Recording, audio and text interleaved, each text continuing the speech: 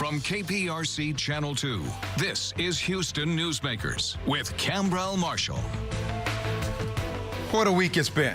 Mass murders in our country that have left dozens of families dealing with deaths and injuries. We'll need to talk about that this morning. I also was amazed at the image last week in Galveston. Maybe you saw it. One of two white officers on horseback leading a handcuffed black man by rope through the streets of Galveston. Police chief has apologized on behalf of the department for what critics say is at the very least very bad judgment. The optics conjure up thoughts about a very bad past for blacks in our region. I understand that it has been a policy and that black and whites have been arrested at the same time. Galveston Police Chief Vernon Hale has been invited to come onto this program to talk about that unfortunate image, what it may have done to the reputation of his department and the city. I've issued the invitation. We'll see. Last week, I invited Harris County Judge Lina Hidalgo on to talk about the recent major decision related to bail reform and about the county's decision to sue ExxonMobil after the plant explosion there, and we'll still talk about that. But first, the state and the nation are still recovering from the tragic shootings last weekend that killed more than 20 people who were shopping at a Walmart.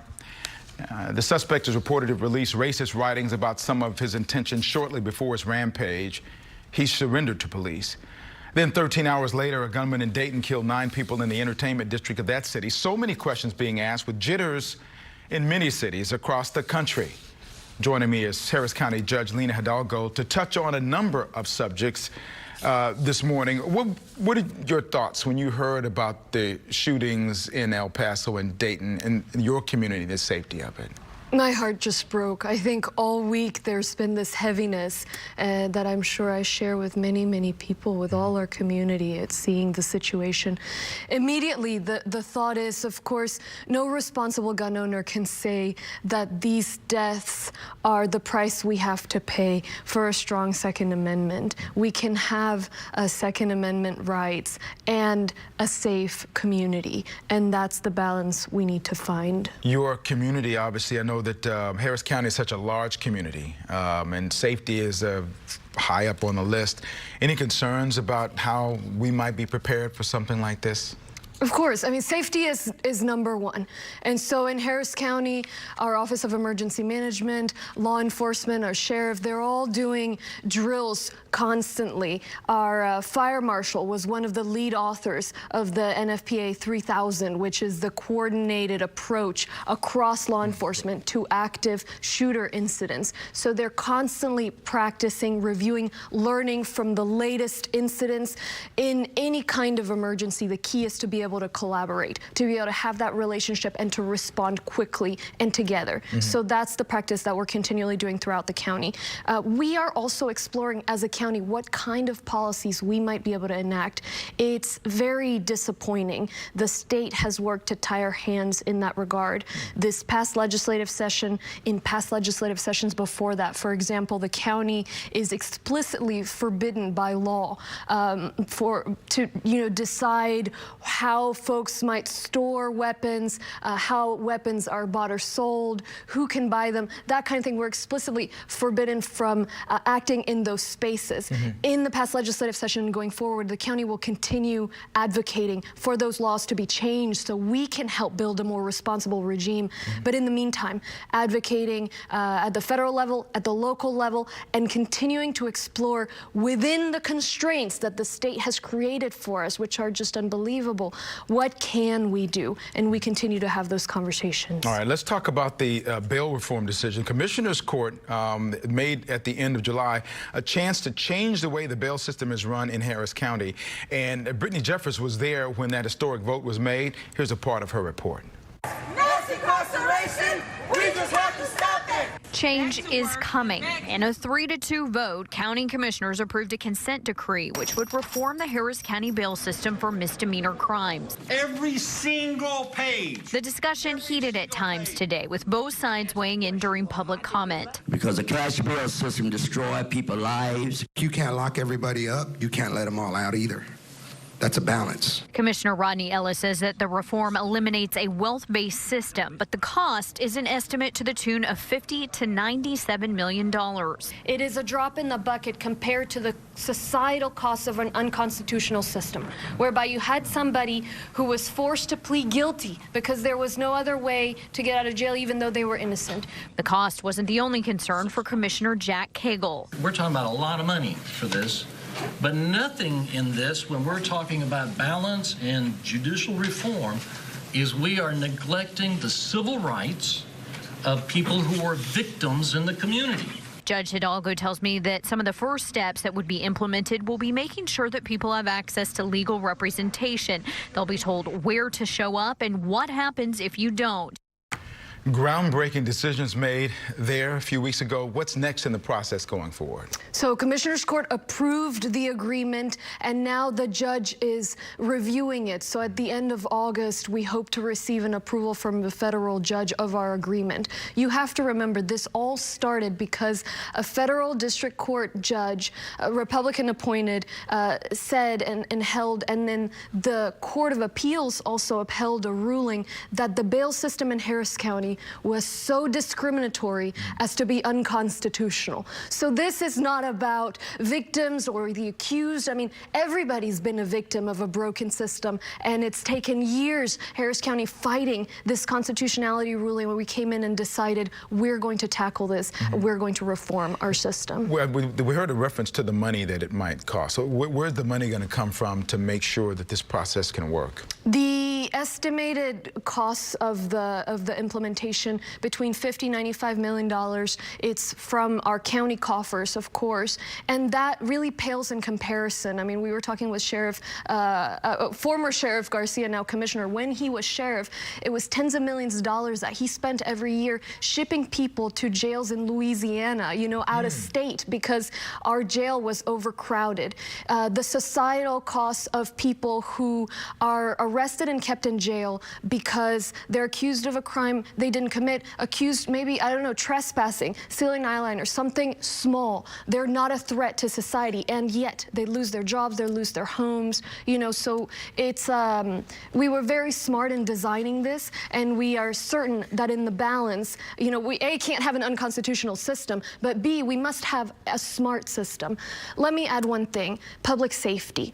We have limited funds at the county to dedicate to public safety, and so either you spend those funds keeping people off the streets. We have so many beds in the jail, right? Keeping people off the streets who are a true danger to the community, or you let them go because they have money to pay. So what this does is it says you shouldn't be in jail just because you're poor, even if you're not a danger, and you shouldn't get out of jail just because you're wealthy, even if you are a danger. Instead, it looks at, are you a danger to the society, to the community? That should determine. Well, I noticed other communities are taking note. Maybe it will be a trendsetter that Harris County will be responsible for starting. More with Harris County Judge Lina Hidalgo after the break, when we'll talk about the aggressive stance the county is taking against ExxonMobil after the Baytown plant explosion and fire last week. And is it enough?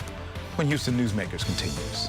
It was almost 2 weeks ago when an explosion rocked the ExxonMobil Baytown olefins plant, and by the time that fire was out, at least 37 people had been injured. Toxins being spewed into the air, according to a recently filed legal paper. Toxins by the millions of gallons spilled into Galveston Bay. The fire was barely out when it was announced that Harris County would be suing ExxonMobil for damages, with the state also now joining in with legal action against the company because of that incident. What is the reasoning behind the lawsuit? We have to get ahead of this at the county. So just a month or so ago, right after the ITC fire, we at Commissioners Court gave our county attorney permission to sue immediately during these incidents. What that does is make sure that the cases are pursued in Harris County, helping get ahead of the state. If these lawsuits end up in Austin, you can imagine the witnesses are here, the jury you would want is here, and ultimately we know we are going to be as aggressive as possible. The lawsuit seeks injunctive relief. So hopefully, if we have a federal favorable ruling, if we can make a strong case, we will be able to get rulings, for example, saying that Exxon needs to do more training, needs to do more reporting, hopefully preventing these kinds of incidents. Because the money is not very much. I mean, it may sound like a lot, but it really is. I mean, this, a company like ExxonMobil and other companies make so much money, it barely is a slap of the wrist in terms of the financial fines. Is that not correct? That's right. We're not even, in this case, pursuing fines because of that. The state has passed laws saying if we want to pursue fines at the local level, we have to consult with them. So we end up waiting, which is a problem legally. It weakens the argument. And then the fines that come out are capped at the state level. They're very low. So what we've done at the county is thought very creatively. You know, what can we do? How can we be as smart as possible? And the best path forward is through this injunctive relief. Now, we're also addressing the way the county responds. We saw during the ITC and Chemco fires, the county inherited ill-equipped to do air monitoring, to alert the community of what was going on, these kinds of quick incidents. So we did an independent gap analysis. We got the results back just last week, right before the fire, actually, published it online, and it says we gotta do more air monitoring, certain kinds of alerts, certain kinds of collaboration, and the county is moving full speed to do that. So you're feeling better about being in a position to be able to monitor and react to some of these things when they happen, because we know that it's not if, it's when they happen. They're going to be happening around. That's right, to respond. And we need to continue advocating at the state level for the legal infrastructure to change so that we can more proactively prevent these kinds of things. I mean, right now, the plants have to report every year what chemicals they had in the year before that, right? So how do we know what's currently there? So we're being as creative and aggressive as we can, but we need the state to pitch in too. I know coming up, we got Houston Police Chief Acevedo coming on. We're going to talk about guns and gun control and that sort of thing. You wanted to follow up on a comment that we started the conversation talking about the challenges of keeping everybody safe. Some of the concerns that you have as well about that. One of the things, Khambrel, is our community is so diverse, and that is beautiful, but that also means we stand to lose from the kind of rhetoric and the kind of divisiveness going on across the country. So really just a plea and a commitment to the community. For me to continue representing everybody, celebrating that diversity, celebrating that cooperation, and a plea that we all do that. We can't go down this path of hatred, of division, and also, of course, better policies. But it's also on all of us to be a community that stands together. Thank you, Judge. Always nice to speak with you. It's been, seems like only yesterday, but it's been almost 9 months in office. So time is flying. You got a lot going on, a lot to do. That is good. Thank you once again for coming on. We appreciate Thank you so much. Happy to be here. Coming up next on Houston Newsmakers, we talked about this earlier, Houston Police Chief Art Acevedo. In the wake of the shootings in El Paso and Dayton, he has some strong opinions about ways to limit the damage from guns in the hands of those who should not be able to get them. We'll talk to him about what he thinks is the answer when Houston Newsmakers continues. Welcome back to Houston Newsmakers, where I'm joined by Houston Police Chief Art Acevedo, not only for this segment, but also an extension of our conversation on Houston Newsmakers Extra. On click2houston.com, that's where you're going to be able to go to get that. Your thoughts when you first heard about the shootings in El Paso and Dayton and what impact it might have, not only there, but for our community here. Well, I went to bed on one night really grieving for my friends in El Paso. I've got friends there. Really thought about Sam Pena and his wife Carolina. Reached out to him right away because they've got their children there, their grandchildren there. It was really saddened and with anger. I think everybody knows I get angry that I don't believe we do enough. And then to wake up the next day to learn about Dayton, it's just back to back. There's no excuse for it, and there's some things that need to be done and that we need to get done. We've had this conversation before, unfortunately, and the politicians are in charge when it comes to making the laws, and you've been very outspoken about what the challenges are. What do you think the short answer is about being able to solve some of the problems that have to do with gun violence in our communities? Well, if you want the policy recommendations, you can go to the Major State Chiefs Association, which is the 70th largest police department in the country, where we have a position paper on there. But the problem is that there's solutions, but there's no political will.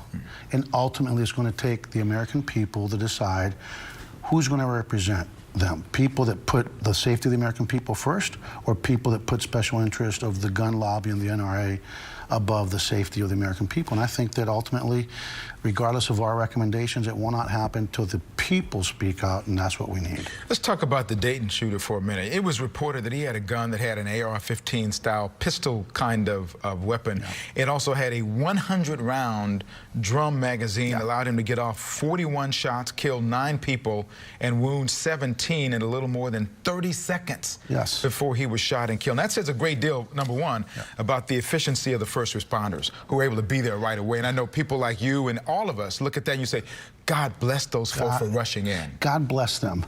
But I want you to understand something that it cannot be lost. You know, the right is all about, you know, they should have the right to have those drums. What's the purpose of those drums? There's no zombie apocalypse happening, right? That's just about killing people. And the left would say, the militarization of the police, why are they with these assault rifles? The only reason that police officer was able to drop that suspect as he was trying to go into that crowded bar was a police officer had an assault rifle of his own and was able to drop him from a distance. That's the only reason. So to the right, no, we don't need 100 drum magazines for AR-15s. There's no legitimate reason for that, not for hunting, not for anything else. And to the left, yes, when this is the environment that our officers face, the dangers that they face, we do need the weapons that they say are the militarization of police. Right now, we know nothing's going to change in the short term. Obviously, for laws to be enacted, it's going to take some time for that to get done. Let's say that there was a political will and something would start to happen. It's not going to happen for a little while. In the meantime, Houstonians and other Americans are a little bit on the edge right now about what could possibly happen. What do you tell Houstonians now who are maybe concerned about something like that happening, soft targets being attacked? What do you tell them to get them to feel a little bit more at ease about what your department is doing? Well, first and foremost, you know, Mayor Turner's always been responsive to the needs of the police department. I called them Saturday because we had our own rough weekend here. We talked about El Paso. The next day we talked about Dayton. And I said, Mayor, we have a plan that we've already put together to combat violent crime and to increase our footprint and our visibility and our unmarked cars that are going to be out this weekend. And the man, despite our budget challenges that we have because of the limits on property taxes here, immediately said, Chief, I asked for $1 million, and he said, no, we're going to start at $1.5 million. And so we will be able to be out visible this weekend during tax-free holidays. We will continue to scan the environment for threats, but ultimately we need all Americans, all Houstonians, all Texans to do what a grandmother did in Dallas, Texas, who called in, I believe it was Dallas, who called in her own grandson that was planning a mass attack. To do what happened here that we're not ready to talk about it yet, but we will. We made an arrest last night of a man that was threatening to kill people here in Houston. It takes a village to keep the community safe, and we need them to report any threat that they're aware of. The process is ongoing. The problem is that politicization of it all has made things really difficult to have a conversation. What do you find when you push the envelope to try to get people to hear your side of the story? And a lot of times that doesn't happen because of the political barriers and the angst that's on both sides. Yeah, I mean, look, let's face it. What's really interesting in our country right now is that we live in an era where elections truly are, because of the gerrymandering that goes on, are truly decided in too many instances during primaries. So both extreme sides of the political spectrum, left and right, control the politicians and the money of the special interests.